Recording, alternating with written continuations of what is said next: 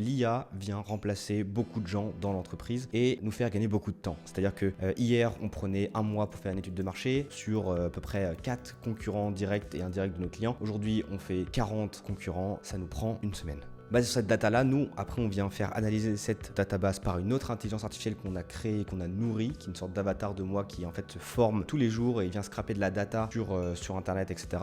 En branding et vient analyser du coup cette étude de marché pour proposer une stratégie de marque, un positionnement en fait à notre client. Et nous, on est là pour prendre la décision. C'est un petit peu le mood qu'on suit et en fait le fantasme qu'on a et ce qu'on est en train de mettre en place, qui ne sera plus un fantasme bientôt mais réalité, c'est de créer en fait une IA. Ma boîte elle s'appelle Smoothie, donc du coup on a créé Smoothie pour Smooth Intelligence. Et en fait, Smoothie, ça va être le cadre. C'est genre l'agent qui génère tous les IA. Et dans Smoothie, il y a plein d'IA. Donc une IA qui est expert en branding, une IA qui est experte en LinkedIn, par exemple, une IA qui va être directrice artistique. On va avoir plein d'IA comme ça qui nous aident à créer du process, à améliorer la qualité de rendu de nos clients, et que ce soit pour de la stratégie de marque, aussi pour de l'identité visuelle. Parce que maintenant, l'IA peut créer des visuels. Alors, on a vraiment explosé les chiffres avec l'intelligence artificielle, les agents, etc. depuis qu'on a intégré un CTO dans la boîte.